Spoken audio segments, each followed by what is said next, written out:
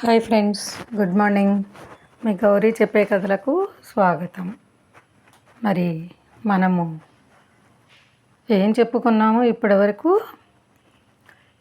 ఆ తోరణం మీద ఉన్న ఇనుప పరిగ హనుమంతుడు పుచ్చుకొని అక్కడ నుండి వచ్చిన రాక్షసులనందరినీ కూడా మట్టు పెట్టేశాడు కదా. అప్పుడు అతను ఎలా ఉన్నాడు అంటే సహస్రార్చి అయిన సూర్యుడిలా ఉన్నాడంట. 1000 చేతులు ఉన్న సూర్యుడిలా కనిపించాడట. మరి తర్వాత హనుమంతుడు లంకకేసి చూస్తూ ఇక ఏం మిగిలిందేంటి, ఈ రాక్షసులకు సంతాపం కలిగించడానికి నేను ఇప్పుడు ఏమిటి చేయడం? అశోకవనం నాశనం చేశాను, గొప్ప గొప్ప రాక్షస వీరులను కొందరిని చంపాను, సైన్యం కూడా కొంత నాశనం చేశాను. ఇంకా ఇప్పుడు లంకే మిగిలింది. ఈ లంకను కూడా నాశనం చేశానంటే నేను పడ్డ శ్రమ సఫలం అయిందన్నమాట. కొద్ది ప్రయత్నంతో నేను ఈ గొప్ప ఫలితాన్ని సాధించగలను.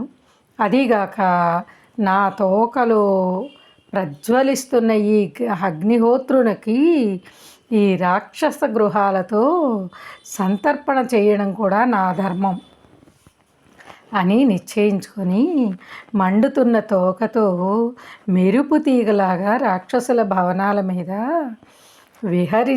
విహరిస్తున్నట్ట.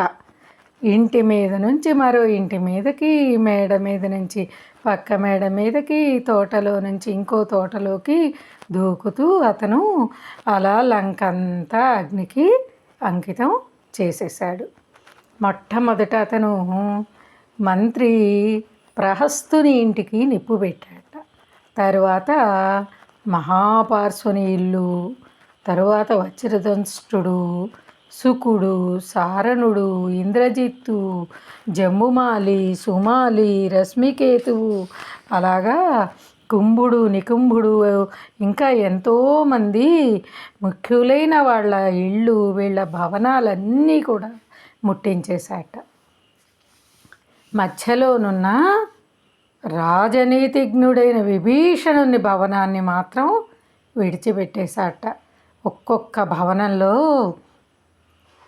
ఎంతో విలువగల సంపత్తి ఉందిట. మరి హనుమంతుడు అంతా అగ్నికి ఆహుతి చేసేశాడు. తరువాత అతను రాక్షసరాజైన రావణ్ణి ఇంటి మీద వాలాట. సౌధం అది మేరు పర్వతంలాగా, మందర పర్వతంలాగా సముద్రం అయి ఉందిట. దానికి కూడా నిప్పు పెట్టి హనుమంతుడు ప్రళయకాల మేఘంలాగా దిక్కులు చిల్లులు పడిపోయేటట్లు సింహనాదం చేశాట. వెంటనే అగ్నిహోత్రుడు అమితోత్సాహి అయ్యి లంకను భస్మీపటలం చేసేశాట. ఎన్నో ఉన్నత భవనాలన్నీ కూడా కుప్పకూలిపోయి రాక్షసల రోదనలతో లంకా పట్టణమంతా కూడా ఎంతో బాధాతరితమైందిట.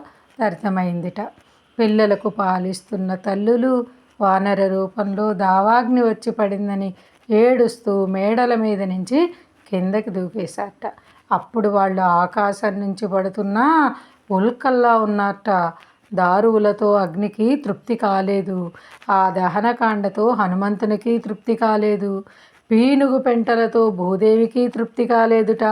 హతాశనుడు కొన్ని చోట్ల మోదుగ పువ్వుల్లాగా, కొన్ని చోట్ల బూరుగ పువ్వుల్లాగా, కొన్ని చోట్ల కుంకుమ పువ్వుల్లాగా మెరిసిపోయాట. ఇలాగ రుద్రుడు త్రిపురాలను దగ్ధం చేసినట్టు లంకను హనుమంతుడు బూడిద చేసి పడేశాట. లంకాపురంలో హనుమంతుడు విడిచిన అగ్ని ఏకపాకమై జ్వాలాపర్వతంలా ఉందిట. అది ఆ రాక్షసుల భవనాల్లో రాక్షస శరీరాలనే నెయ్యి తగిలితే 1000 నాల్కలతో ఆకాశం ఎత్తున మంటలుగా చెలరేగిపోయిందిట.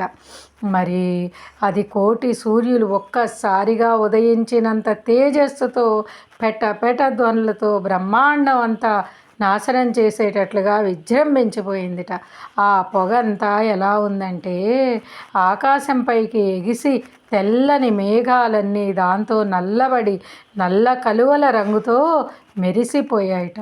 చెట్లతోనూ చేమలతోనూ పిట్టలతోనూ తగలబడిపోతున్న లంకాపట్టణం చూసి బతికి బట్టగట్టగలిగిన రాక్షసులు త్రిదశేశ్వరుడు వజ్రపాణి అయిన మహేంద్రుడో, సాక్షాత్తుగా దండధరుడో, వాయుదేవుడో, అగ్నిహోత్రుడో, రుద్రుడో, సూర్యుడో, మరి చంద్రుడో, కుబేరుడో కానీ వీడు సామాన్య వానరుడు మాత్రం కాదు. అంతకుడు అయితే కూడా అయి ఉండవచ్చు. ఏదో వైష్ణవమాయే రాక్షస సంహారం చేయడానికి ఈ రూపంగా వచ్చి పడిందేమో అంటూ గగ్గోలు పెట్టసాగారట. మరి అయ్యో తండ్రి, పుత్ర, నాథ, సకుడ, అయ్యో తాత అనుకుంటూ రాక్షసులు చేసే రొద చాలా ఘోరంగా అయిపోయిందిట. అక్కడ శాపదగ్ధం అయిపోయినట్టు హనుమంతుని చేతిలో లంక ఇలాగా పరశురామ ప్రీతి అయిపోయిందిట. అలా మండిపోతున్న లంక హనుమంతునకు బ్రహ్మదేవుని కోపం వల్ల మండిపోతున్న భూమండలంలా కనపడిందిట.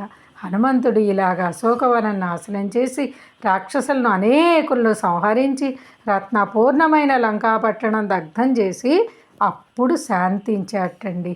ఇదంతా ఇలా అవుతుండగా అతను త్రికూట పర్వత శిఖరాన కూర్చొని సూర్యునిలాగా ప్రకాశించిపోతున్నట్ట.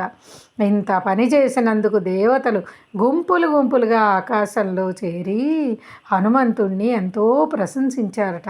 అతన్ని చూసి భూతాలన్నీ ఇది ప్రళయాగ్ని అని భయపడిపోయాయట. దేవతలు, మునిపుంగవులు, గంధర్వులు, విద్యాధరులు, నాగులు, యక్షులు కూడా చాలా సంతోషంతో నాట్యం చేశారటండి. మరి చూసారా, అంత లంకేశ్వరుడు మరి ఎంతో శక్తి కలవాడు. ఆయన పట్టణాన్ని నాశనం చేస్తే, రాక్షసుల్ని సంహరిస్తే దేవతలు, గంధర్వులు కూడా చూసారా ఎంత ఆనందంతో నాట్యం చేశారా. మరి అది కదండి, ఎంత బలవంతుడైనా, ఎంత తేజోవంతుడైనా రాక్షస సంహారం అందరికీ కూడా ఇష్టమైనదే అన్నమాట. అలా ఎవరు చేస్తారా అని ఎదురు చూస్తున్నట్లుగానే వారికి చాలా ఆనందం కలిగిందిట. మరి ఇదంతా కూడా చక్కగా లైక్ చేయండి, షేర్ చేయండి, సబ్స్క్రైబ్ చేయండి. రేపు మళ్ళీ కలుసుకుందామరా. మీ గౌరీపూర్ణ. మరి ఈరోజు ఇంకొకటి, ప్రతి వారికి కూడా ఒక కోరిక ఉంటుంది. ఈ రోజుల్లో మరీ ఎక్కువగా ఉంది.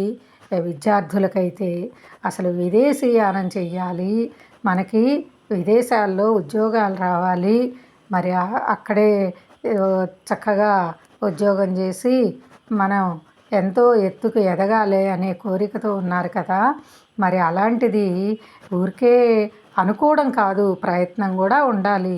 మరి గట్టిగా చదవాలి, మరి చక్కని ఫలితాన్ని సాధించాలి.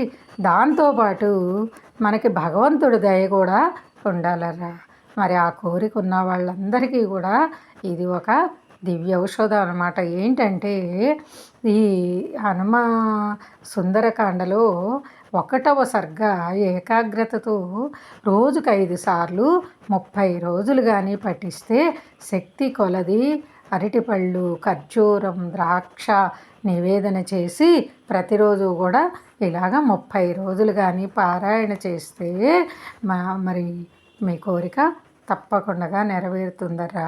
మరి ఇది శ్రద్ధగా, నిష్టగా చేస్తారు కదా, చేయండి. ఫలితం మాత్రం ఆశించకండి, దానంతట అదే వస్తుందన్నమాట. మరి భగవద్గీతలో శ్రీకృష్ణుడు చెప్పింది అదే కదా, మీ పని మీరు చెయ్యండి, ఫలితాన్ని నేను ఇస్తాను అని చెప్పారు కదా. అలాగ మీరు కూడా చక్కగా చేయండిరా. విద్యార్థులంతా చక్కని కృషి చేస్తూ భగవద్ అనుగ్రహం కోసం ఇది కూడా చేశారు అంటే తప్పకుండా మీ విదేశీయాన కోరిక తీరుతుందన్నమాట. ఓకేనా. మరి మళ్ళీ రేపు కలుద్దామరా. బాయ్. మీ గౌరీ పూర్ణ.